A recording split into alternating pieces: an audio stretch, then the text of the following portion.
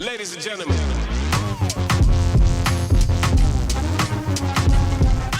It's just so insane to me that Ryan Reynolds and Blake Lively could have any fans at all. And I know there are people out there who are still like, oh, they could be telling the truth, you guys. Everyone's against them. If you are still riding that train, it's time to get off now. Because the story this week was a clip that was shown from Ryan Reynolds' Deadpool movie, the Deadpool Wolverine movie. And it appeared to be a clip of commentary over the film. And we had Ryan Reynolds and I believe it was his producer, one of his producers, talking about this specific scene. Now, I don't know if you've seen these Deadpool movies, but in these strange, really honestly weird films, the character of Ryan Reynolds is constantly making all of these weird gay joke references. Like, the whole series is one long run of gay jokes. It doesn't make any sense. It's like, it would have been like lame the first time he told the joke just because it's like such low-hanging fruit, the way he does it.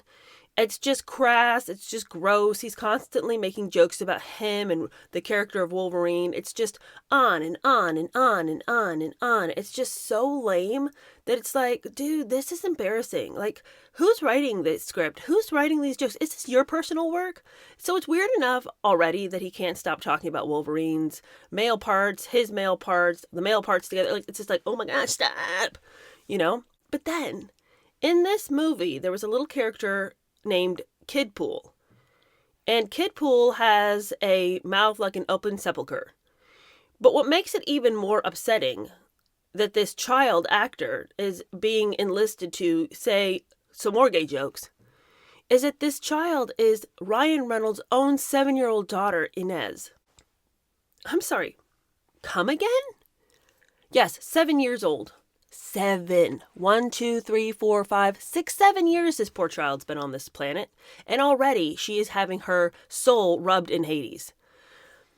Her dad, the Deadpool guy, has enlisted young child Inez to be in the film. Okay, that's not unusual that an actor would find roles for his children. It's been done before. It's a little unusual that you would want your child in such a disgusting cesspool of a movie, but okay, maybe you could have brought her on and you could have had a voice actor do her lines. I saw Candace Owens make this same point. She's like, okay, so you have your kid on. All right. AI is available. If you just have to get that line in, you can have AI do it. You could have a voice actor do it. You could just have your child on screen, and it doesn't really matter what her mouth is doing because she's in full costume with face mask and everything. You can't even know what that kid is saying. It could have been anybody. It didn't have to be her. They could have used her voice and created AI to say the line they so desperately wanted said. Because in this clip that's going viral, Ryan Reynolds is discussing this scene with the producer, and they're saying to each other, oh, this is kind of embarrassing.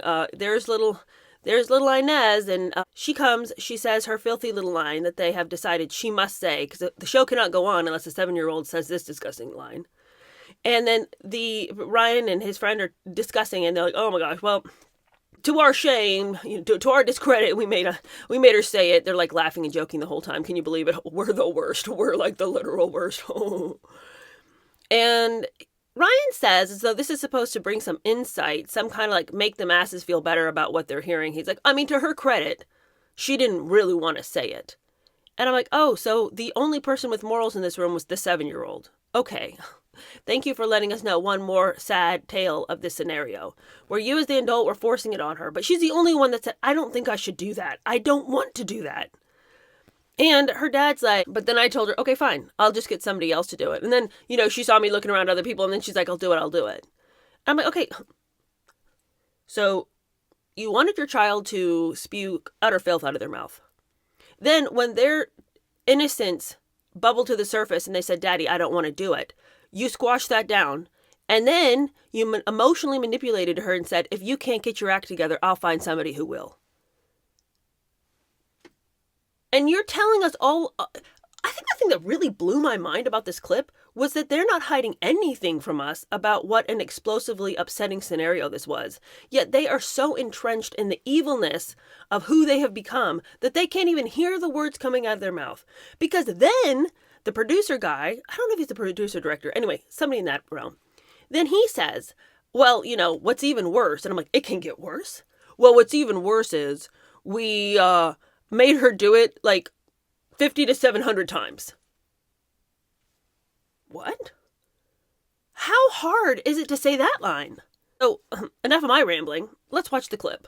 Hey, when I want your opinion, I'll take Wolverine's out of your mouth. That's kid. Guiltily, that is my daughter, Inez. I'm so sorry we have to admit that. And I am Father of the Year over here for allowing her to say such language, which, to her credit, she really didn't want to say.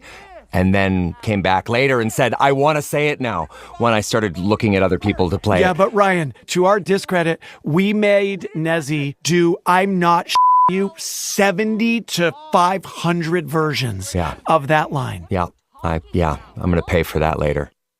Can you even? It would appear that the child's mother was also hanging around. Blake Lively, she's there.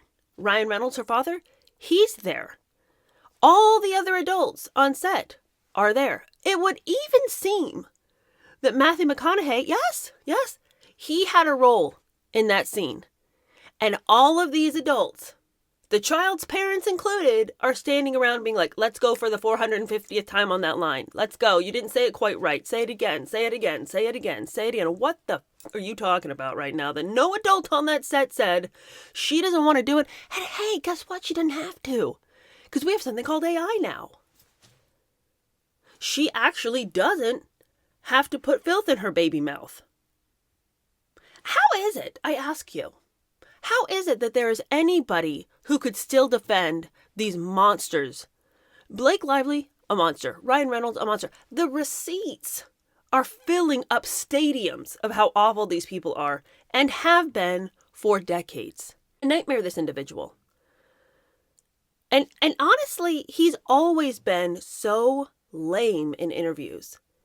And people have given him a pass for having like this quirky personality, this kind of quirky, jokey, can't ever be serious kind of quality, which I always thought was such a turnoff. Because I don't mind if you can joke and laugh. I like to joke and laugh, obviously. But you have to be able to go deeper than just constantly acting like you didn't get what the interviewer said, putting words in the interviewer's mouth, doing the same lame trick that he always does, being like, are you actually saying? And then he'll, say something the interviewer totally didn't say, and he gets a cheap laugh from the audience. And he's so lame that he should be banned just because he's lame. I got it right here. I'm gonna get right to it. How do you explain that? The genetics? You have some sort of like low angle squat routine to pop that region in that way? I mean, what's going on here, man? Are you smuggling pumpkins? Got a couple of small pumpkins there? Jesus Christ, my heart is beating like crazy right now. This reminds me of when I went on that meth journey. Confront my inner child. But now, not only do we find out that he lacks any personality whatsoever, he's constantly hiding behind this lame, cynical, sarcastic personality. Can't ever be serious. Now we find out that he's actually evil. Yes, it was evil all the times. All the times he was putting his hands in things he had no business, telling his wife to put her hands in things she had no business, constantly arriving on set and trying to take over, hostile takeovers wherever he went. Putting on that Deadpool costume to mock people constantly, continually, tell people what he really thought of them in that stupid costume. And everyone knew what it was. Everyone knew that he put the costume on and he would just eviscerate people on set. There's the famous video of him doing this to one of his coworkers, and everyone on set just was like, well, that was weird. And they went on about their day. What is happening on these sets? We had a really weird moment on Deadpool where he said, let's do one more take. And then as the character, he was like horrifically mean to me, but to me, as if I'm Weasel. Mm-hmm. So he was like, what's great about you, Weasel? You're not the star. You do just enough exposition that is funny, and then we can leave and get back to the real movie. So he's riffing. I just kind of listened and thought it was weird. And then I got off stage and I walked over and the whole crew was acting weird. And then I went up to Kate and I was like, that was weird, right? And she was like, of course it was fucking weird. It was insane. Hey, friends, you guys got to get some backbones up in this place. No, I gotta pay my rent. I can't tell that guy that he shouldn't have told his child to, tell somebody to get it out of his mouth. You want to pay your rent? Okay. What is it going to feel like when you're burning in hell? What's that going to feel like? Are you going to worry about your rent then? It's just like our actions matter. What we do matters. That every adult sat on that set and said nothing means that they need to now lose everything.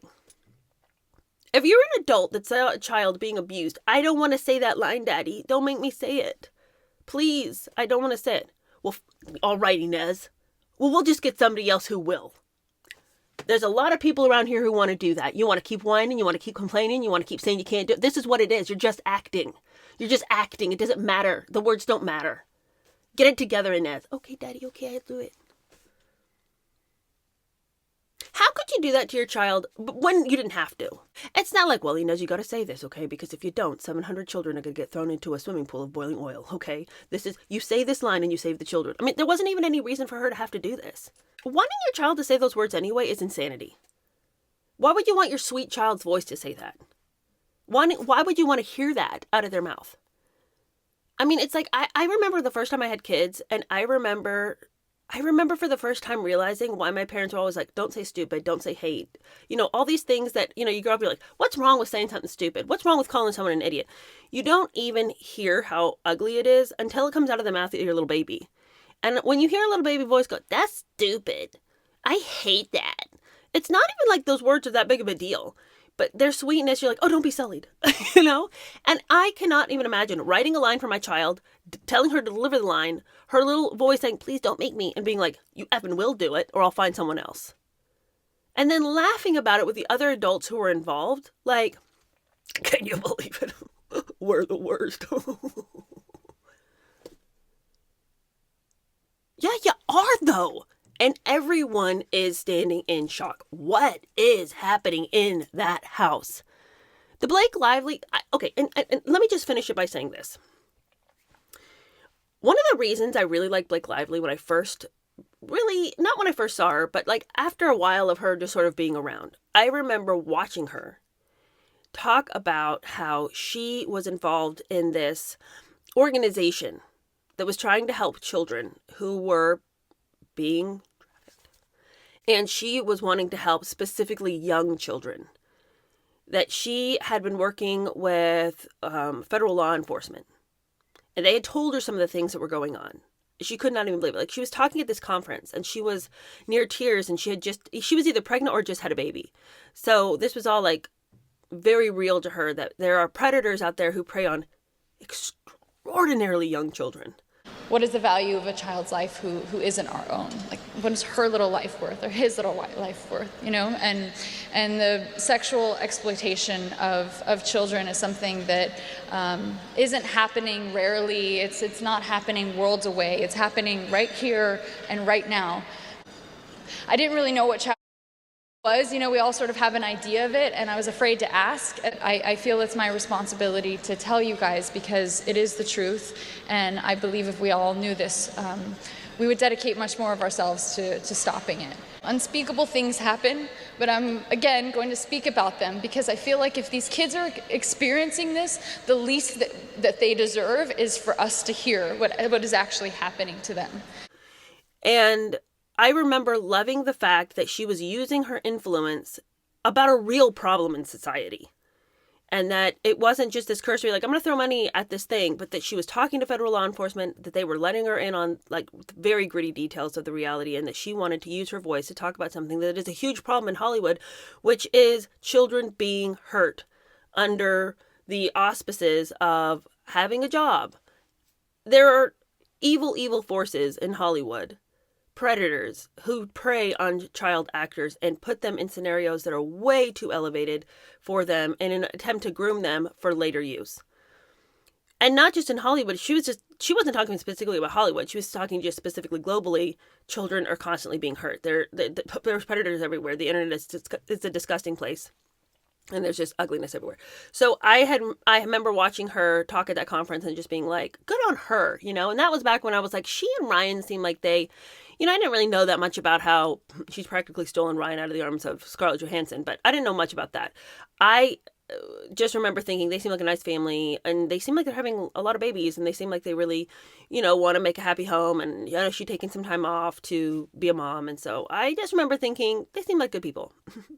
And then when I saw her talking about we need to get serious about the trafficking around here, I was like, good for her, nice mom, kids. She and her husband, they seem to like each other. This seems like a wholesome people. And I think the thing that is so chilling to me, in all honesty, is that Blake could know what is happening to children. She understands grooming. She talked all about it.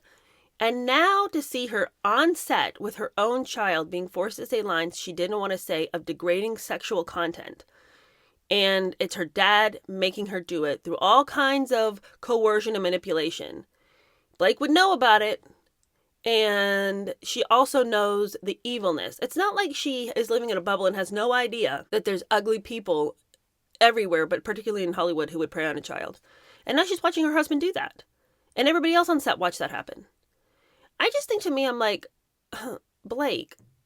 And I've thought this about several people. I thought this about Ashton Kutcher, who also did similar things. And now he's been connected to, Diddy and whatnot.